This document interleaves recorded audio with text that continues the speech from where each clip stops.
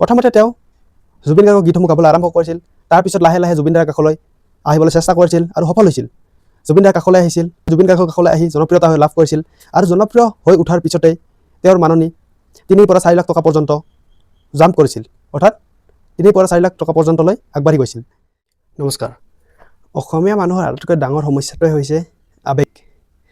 সাধাৰণ কথাতে আৱেগিক হৈ যায়। কিন্তু আজি মই যি কথা ক'বলৈ গৈ আছোঁ এইটো সাধাৰণ কথা নহয়। আমাৰ সকলোৰে মৰমৰ জুবিন গাৰ্গ আৰু জুবিন গাৰ্গৰ যিসমূহ গীত আছে সেই গীতসমূহ সকলোৱে গাব পাৰে, সকলোৱে শুনিব পাৰে, তাত কোনো বাধা বা কাৰো আপত্তি নাই, কাৰো দ্বিমত নাই। কিন্তু তাক বিকৃত ৰূপত উপস্থাপন কৰা, বিকৃত ৰূপত ৰাইজৰ মাজত আগবঢ়োৱা, এয়া জানো সম্ভৱ হ'ব পাৰে? এয়া জানো অসমীয়া সহ্য কৰিব? পশ্চিমবংগৰ কন্যা মৰ্মিতা মিত্ৰ অসমত খুবেই জনপ্ৰিয়তা লাভ কৰিছে। বিহুৰ সময়ত প্ৰত্যেকবাৰে মাননি 3 পৰা 4 লাখৰ ভিতৰত থাকে। অসমীয়া আদৰি লৈছে। কিন্তু সৌসিদিনা দেখিলোঁ জুবিন গাৰ্গৰ বাঁহী নামৰ কালজয়ী গীতটো বিকৃতভাৱে উপস্থাপন কৰি ৰাইজৰ মাজত এক খলকনিৰ সৃষ্টি কৰিছে। মৰ্মিতা মিত্ৰ খুবেই চতুৰ ছোৱালী। মৰ্মিতা মিত্ৰই ভালকৈ জানে কেনেকৈ অসমীয়াৰ মন জয় কৰিব পাৰি, কেনেকৈ অসমীয়াৰ বিহুৰ বজাৰখন দখল কৰিব পাৰি। এই সকলোবোৰ কথা পৰ্যায়ক্ৰমে ভালদৰে তেওঁ বুজি গৈছিল আৰু সেই ঠিক একেদৰেই আগবাঢ়ি গৈছিল। প্ৰথমতে তেওঁ জুবিন গাৰ্গৰ গীতসমূহ গাবলৈ আৰম্ভ কৰিছিল। তাৰপিছত লাহে লাহে জুবিন দাৰ কাষলৈ আহিবলৈ চেষ্টা কৰিছিল আৰু সফল হৈছিল। জুবিন দাৰ কাষলৈ আহিছিল।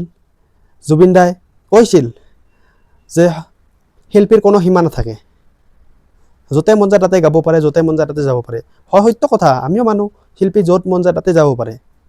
আৰু তেনেকৈ মৰ্মিতা মিত্ৰই জুবিন গাৰ্গৰ কাষলৈ আহি জনপ্ৰিয়তা লাভ কৰিছিল আৰু জনপ্ৰিয় হৈ উঠাৰ পিছতেই তেওঁৰ মাননি 3 পৰা 4 লাখ টকা পৰ্যন্ত জাম্প কৰিছিল, অৰ্থাৎ 3 পৰা 4 লাখ টকা পৰ্যন্তলৈ আগবাঢ়ি গৈছিল।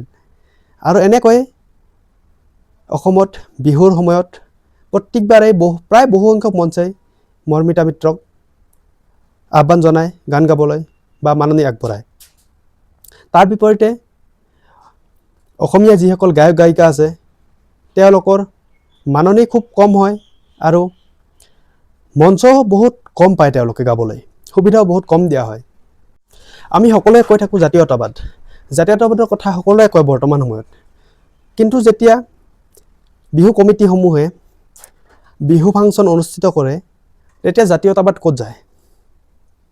অসমত থলুৱা ইমান সুন্দৰকৈ গাব পৰা গায়িকা গায়ক আছে, নতুনকৈ উঠি অহা এনেকুৱা বহু ল'ৰা ছোৱালী আছে যিয়ে সুন্দৰকৈ গান গাব পাৰে, কিন্তু তেওঁলোকক নেমাতি বাহিৰৰ ছোৱালী বা বাহিৰৰ ল'ৰাক গান গাবলৈ সুবিধা দিয়াটো কিমান এটা দুখৰ বিষয়।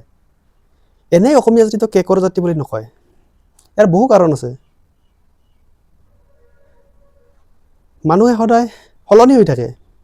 আজি যদি জুবিন গাৰ্গৰ বিষয়ে কোনোবাই বেয়াকৈ কৈছে, দুদিনলৈকে সেই টপিকটো থাকিব, তাৰপিছত আকৌ সেইটো গুচি যাব, আকৌ বেলেগ এটা টপিক আহি যাব, মানুহে পাহৰি যায়। বহুবাৰ ভিডিঅ'ত কৈছোঁ, অসমীয়া মানুহ ভালদৰে বুজিব লাগিব, কথাবিলাক বুজি পাব লাগিব। সৌসিদিনা দেখিলোঁ নলবাৰীৰ এজন যুৱক ৰহিম ৰাজ বুলি ফেচবুকত আছে, তেখেতে জুবিন দাৰ এটি হামিং ইমান সুন্দৰকৈ দিছে যে ধৰিবই নোৱাৰি জুবিন দাই গাইছেনে তেওঁ গাইছে, অৰ্থাৎ তেওঁৰ কণ্ঠৰ পৰা সেই হামিংটো ওলাইছে। এনেকুৱা গায়কসমূহক বা এনেকুৱা শিল্পীসকলক আমি কিয় মঞ্চ দিবলৈ টান পাওঁ? কিহৰ বাবে?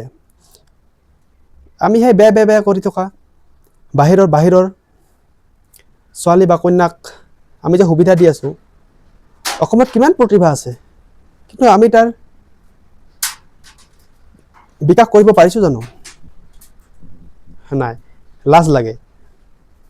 ওচৰৰ বিহু কমিটিয়ে লাজ দিব দামী গায়ক মাতিব নোৱাৰে বুলি, সেইটোহে। দেখিছোঁ বহু সংখ্যক বিহু কমিটিয়েও মৰ্মিতা মিত্ৰৰ অনুষ্ঠান বাতিল কৰিছে। এইটো ভাল কথা, অসমীয়া সুবিধা দিয়ক।